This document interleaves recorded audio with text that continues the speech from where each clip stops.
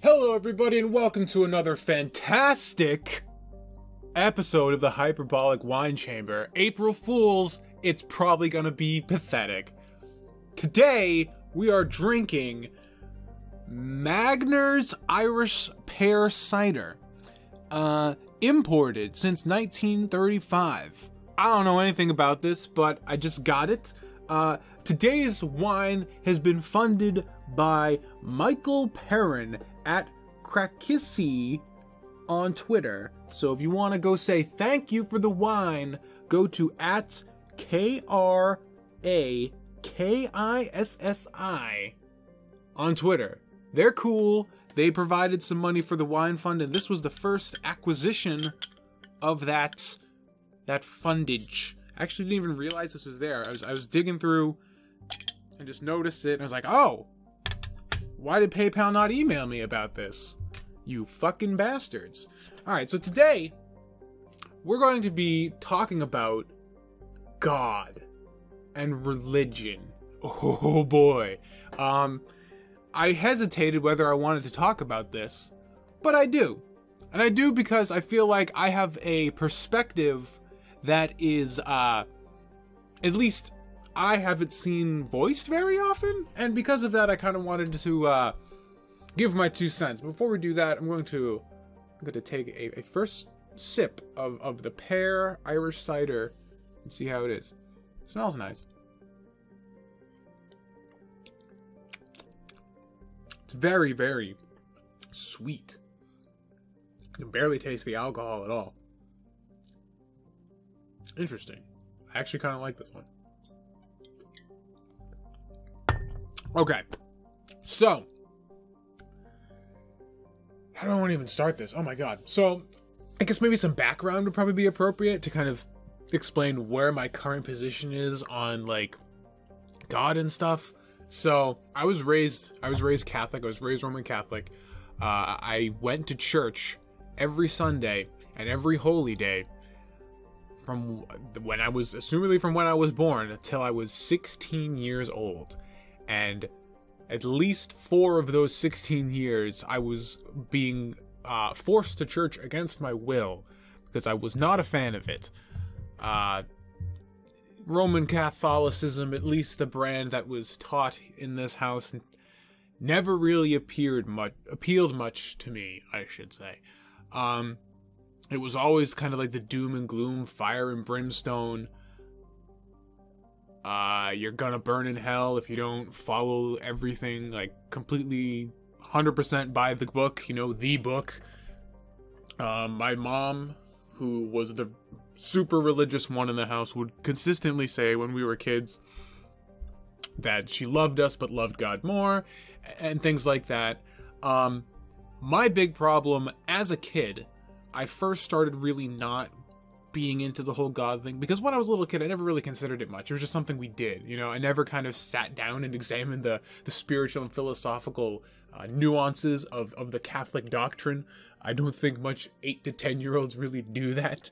I just kind of, you know, went to Sunday school, went to CCD, went to church, knelt, stood, bowed whenever we were supposed to, had the little wafer thingy, and then, but I got donuts after the fact. We'd always get donuts after, whether the church would provide them or we'd go down the street to Dunk's and I'd get a big fucking donut, and then, like, I'd be happy. The problem is that it's on a Sunday, and that's 50% of my weekend as a kid when you're going to school, and I don't want to wake up. I want to sleep in late, you know, because I'm already got up early the day before because I gotta fucking watch Saturday morning cartoons, you know, fucking Pokemon and Spider-Man, and I'm gonna mute my computer. But I just found church to be an annoyance, is really where my initial disdain for going to mass came from. I didn't want to go because I was too busy playing video games. I wanted to sleep in, and it was annoying. It was an hour long thing, and my mom's like a parish hopper. At least she was back when I was going to church. So we would go to different parishes all the time. There was a small window of time where we went to mass in Latin, which was really weird. So the whole mass was in Latin. Nobody had any idea what was being said. We just listened to a priest, and the priest, I guess when this is like super hardcore is when you have the Mass in Latin, is the priest isn't even allowed to look at you. Like, he has to look at the tabernacle. The tabernacle is where, like, you know, the Eucharist, like, the holy, like, the body, the little wafer things are. So, didn't even get the eye contact. He would be saying the Mass to Latin away from us. So you wouldn't hear him very well, which didn't really matter because he was speaking Latin. That was like an hour away. The Mass was an hour and a half. So you're burning 3 hours there, an hour in, an hour and a half there, and an hour back. Near the tail end, we would go a couple towns over. So it would be like a half an hour there, Mass, then a half an hour back. And because my mom was super religious, we'd have to say a rosary in the car on the way in and back. So it was like 2 hours of like prayer. and we just, it was me and my sister at the time. Neither of us were into it. Neither of us, we were annoyed by it. It wasn't really that I ever sit down, like, I have issues with the doctrine. I just didn't like it. And eventually at 16, my father, who used to be religious, got out of it and kind of has like his own sort of like kind of like weird personal kind of pseudo spirituality. I approached him because I had to go get confirmed. And confirmation is like when you become an adult in the church or whatever, in the Christian or at least Catholic thing. But you have to stay at church like overnight. You got to like go in, do a bunch of prayer stuff, a bunch of like Jesus activities, and you got to stay overnight. Then you can do something the next day, and then you're confirmed. I'm just like, no, I can't do a whole weekend of church. And the problem was like, you have to, the confirmation was when I first started to really kind of think about the doctrine itself. I didn't just sit there and go through the motions, because like they made a big deal out of the fact that like the priests and the people who were talking about confirmation, because I was still going to CCD and crap at the time, they made a big deal about how like this is a big deal in this faith. You know, if to be confirmed means like you believe in all of this. This is something really important to you, and you're kind of like making a contract with God, like with your soul and all that stuff. And that was my first wake-up call. Like, wait a minute, none of this jives with me. I'm just going through the motions because I'm being told to, you know. And it was the first time I really realized that like faith was a choice, because I didn't have a choice in my house. I didn't have a choice to go to church. Even though I'd expressed the fact that I wasn't really interested in it, it was always like a firm no. Like, you have to go. Like, this is just, you have to do this, you know. And I don't really blame my mom for that, because if she's knee deep in the whole thing, and so she was worried about my eternal soul. So I don't blame her for being adamant about it. But then you'd go to the priest and the church and stuff, and they would tell you that like this is your choice, and if you don't want to do it, you shouldn't do it. So that's when I started to sit back and really like think about things like, wait a minute, none of this really resonates with me, you know. It's never been something that like I've been gung-ho about. Like, I know the rules, I know the ins and outs. Like, I've been to CCD and I've been to Mass, and I know all the stuff to you know, at least a basic level, but I don't know if I really believe it. I can recite it, but I don't know if it resonates with me. And now you want me to go through this like really big like ritual that's a huge deal in this faith, and literally it's to confirm your belief, and I have no faith to confirm. So it felt really wrong to me, just from a moral standpoint. I didn't, because like none of these people in church that I knew, and I knew a couple people at this point, and the pastor at this church we went to was actually a really nice guy. I just felt bad going up there lying to him, because he was a good guy, and it was just like, I don't feel like this is right. So I approached my dad, because he was the only one I could talk to about this, and be like, Dad, I don't really want to do this. Like, this is an overnight thing, and they're trying to fucking confirm, and I don't think I can confirm without lying. Like, should I lie in a space of God? Like, that seems wrong even by their rules, you know? Like, this, I don't know. Long story short, there's a huge fucking fight between me, my mom, and my dad. I eventually got out of going to confirmation, stopped going to church at 16. Big rift between me and my mom for a while. Kind of, at this point, we've patched it up. She's really not even as religious as she used to be anymore. It used to be bad. Like, I couldn't read Harry Potter because it was the devil. I couldn't play Magic the Gathering because that was the devil. So she would guilt me into giving up my cards that I'd like saved up my allowance to buy, and my Harry Potter books disappeared, and I never got to read past The Prisoner of Azkaban. I still haven't to this day. Very, very religious. So I got out of it. And then when I was no longer like in it, I started really kind of reflecting on all of the things that they were talking about. And it's like, I don't really think this is true, you know? And it affected me for a long time. You know, my first relationship, my first girlfriend suffered because, like, I always felt guilty about having sex and stuff because, like, you know, in the Christian faith, like, no sex before marriage and all these things. And it took a while to kind of, like, forgive myself for it. And even to this day, there's always, like, thoughts of just, like, you know, like, what if I'm gonna burn in hell? Like, I've been a very bad Catholic, you know? I think I've been a good person from kind of, like, a universal morality kind of standpoint. But in terms of, like, following the Catholic doctrine, I'm way off the fucking beaten path. But my history, I could go into more detail. But that's not really the point of this podcast. I'm already like 10 minutes in and I've kind of just barely set the stage. I want to talk more about not any specific faiths. I want to talk about like more like not heady, but basic concepts. God in general. Right now, I'm not really a big fan of labels for anything. But if you wanted to kind of like understand my perspective in like a few words, I guess the best description right now would be an agnostic atheist. I don't believe in a god. I don't think there is a god, just based on just my observations. And I know that's the complete opposite of God. Like, God is faith. So God defies observation. But the problem with that for me is that everything else in the entire world is based on science and observable phenomena, and the fact that there is like this big ruling kind of energy and system in place in Judeo-Christian faith, and that you have to take it on faith, it just seems so convenient that there's a loophole for everything. And this is really the first thing that I really honed in on with Catholicism, especially because I was most familiar with it, that really rubbed me the wrong way, is that it was so interesting how the faith had a way to skirt any sort of questions you would have.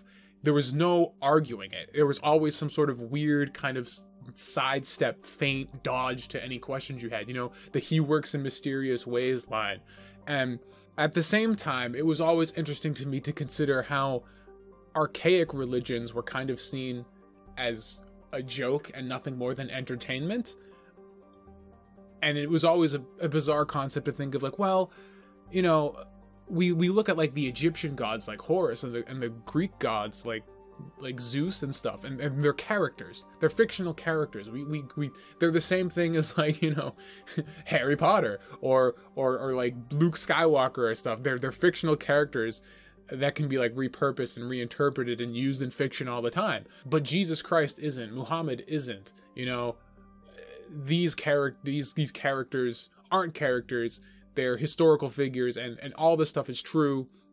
And it always just felt really odd. Like, why is this? We're so sure that this is bullshit, but this isn't bullshit. But they both have just as much, like, realistic viability. The only difference is that one is accepted as spirituality and one has long been rejected. So it's 2,000 years from now, is Jesus going to be, you know, parodied and, like, you know, you're gonna have like fucking like a God of War video game in VR where you fight Jesus or something instead of like the Greek gods. Like who knows? Like that's the whole thing. It just seems, the faith seems very convenient, and it feels like Catholicism in its kind of current incarnation was developed back in medieval times to control people and to siphon wealth off of people. You know, like, you have to live in poverty because that's going to make yours is the kingdom of heaven, the meek shall inherit the earth, and all that stuff. So give us all your money, give your money to the church, give it to God, and by extension give it to us, the clergy, and you live in abject poverty, but that's a good thing, and you'll be rewarded when you die, you know. But who fucking knows? Because once you're dead, it doesn't fucking matter anymore. It just seems really convenient, you know. Like, how can you? And people make these. I don't want to like get too bogged down in this because, again, I'm still just kind of setting the groundwork of the Vatican is a great example of like almost the hypocrisy of the faith. You know, like, how can you have a city like the Vatican, but your tenants say you have to live in poverty? And I know the current pope is kind of like fucking aware of that hypocrisy, but it's just like the whole thing just collapses upon inspection. The point I really wanted to make with this, though, is that I'm not an atheist. I'm an agnostic atheist. And I wonder if there are anybody listening, or anybody in general, I'm sure there is, but like, I've never really talked to anybody who kind of thinks about God the way I do. And so much that I'm not an aggressive atheist. You know, you kind of go online and you look up atheism, and there are these people just like, fuck God. God is bullshit. God is stupid. God is a terrible idea. And he's your invisible man in the sky. And if you believe in God, you're an idiot. Science is all that matters. God is nothing but fairy tales, and you're a dumbass. And the atheist community, quote unquote, or just atheists, the most vocal atheists, are people like that. And then, you know, there's probably the everyman atheist who's just like, yeah, I don't really believe in that. And they kind of go on with their day. The reason I use the term agnostic atheist is because I don't think there's a God, but I can't prove it. There's just as much proof that there isn't God, that there is God. Because that's the whole thing. That's kind of going back to the loophole thing I was talking about. God, by definition, is unprovable. So any sort of tangible evidence we can have that would prove God would just be dismissed by the religious as not God. It's like, oh, we figured out the existence, like the existence of the Big Bang. We proved it. We have proof, and like this is what it is, and like this is what God was, and then just like, but that's not God, you know?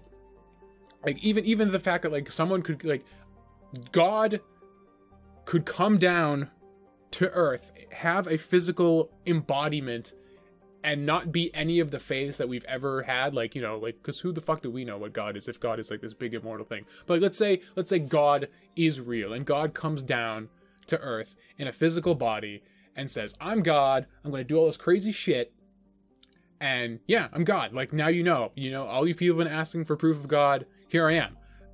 I think the atheist would still be like, fuck you, you're not really God, you're just an imposter. And then the religious would be like, no, God is this, God is our faith, and whatever you are, you're not true. You're either like the devil trying to trick us, or you're not God, you're something else. You know, by the fact that you're here physically disproves that you're God. You know, even I think the super religious who believe in things like the rapture and like the second coming and stuff, I think if the second coming actually happened, they probably wouldn't believe it was the second coming. Kind of got sidetracked, but that was a point I did want to make. My perspective is that I'm an atheist under duress. And what I mean by that is that I don't hate God. I actually would prefer if there was a God. I just can't find any reason in my heart of hearts to truly believe that.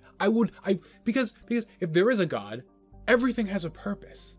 I have a purpose, my pain has a purpose, my suffering has a purpose, the suffering I see around me has a purpose. Everything is happening for a reason. Everything that's chaos instantly becomes order. Everything is going completely according to plan. Nothing is wrong. Everything that's happening is just this huge, big, like, supernatural chess game that my tiny little mortal head can't understand, but everything's fine. So I don't have to worry about it anymore. I just gotta do me to the best I can and know that I'm being guided subconsciously by a divine entity that's gonna lead me to exactly the right place I need to go. That would be great! I would prefer that, even if it would kind of give up a bit of my autonomy almost. But the idea that everything's good, that everything's fine, that there's nothing wrong, I find that very appealing.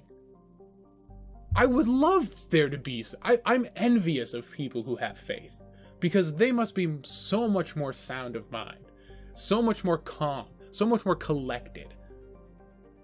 Because they believe, truly believe, that there's a guy up there making sure everything's okay. I would love that.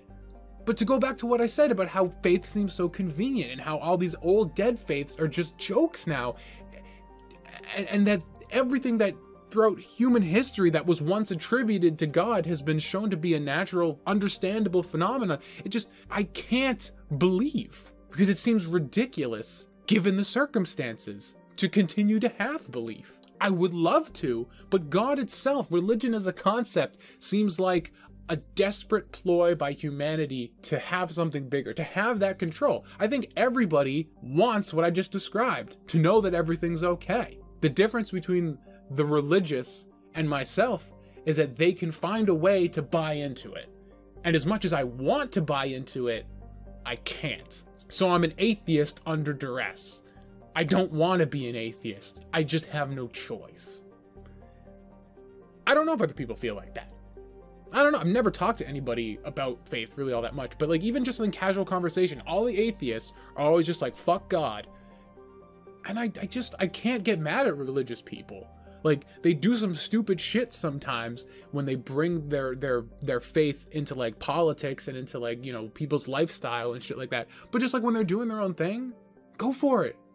Like, you're definitely more mentally healthy than I am. I'm on antidepressants, seeing a therapist, suicidal, because my life's falling apart.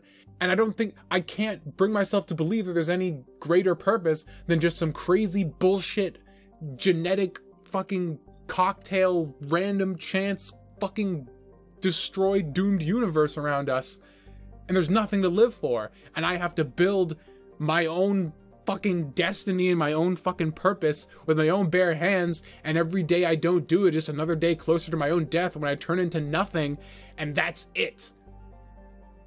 The universe is big and vast, and I am pointless and have no purpose, and I just have to sit here and try and forge my own purpose in this tiny little speck of existence I have before I'm dead and everything is forgotten and I no longer exist. There's no afterlife. This is all I have. And right now it's really shitty. That's terrifying. I would love to have the comfort of faith. I'm envious of people who have the comfort of faith. But I can't do it. I don't know if I even want to, if I could, because I'm so kind of, I don't want to say logically, but just like observationally grounded. But I can see the appeal. I can understand the appeal. I'm envious of the appeal. So that's my thing on God. That was the big point I wanted to make. This is a very ranty video. I would love to believe in God, because I think there would be this kind of like a placebo effect. There'd be a placebo effect of if I was truly confident that I was being guided by God, or I had God on my side and that everything was happening for a reason, I would probably self-actualize better than I do now, because the stresses and the depression and the anxiety that I have right now would be at least partially lifted because of that faith. So even if there was no God, just the belief in it would probably allow me to function on a higher level than I am right now, because my mind would be less burdened with all these heavy, fucking crazy, deep philosophical ideas and the horribly bleak outlooks that my scientific-based perspective leads to with those questions. I don't know. That's really all I got. I've kind of wanted to talk about this for a while. Not exactly the most well put together podcast, very rambly, but there you go. Wanted to whine about God. Whined about God. Let me know in the comments if you hated it. I'm Tommy Oliver. Thanks again to Michael for the wine. It's actually a good choice. I like it. So if you want something really sweet that barely tastes like alcohol, Magners Irish Pear Cider. Not a bad choice. Take it easy, guys.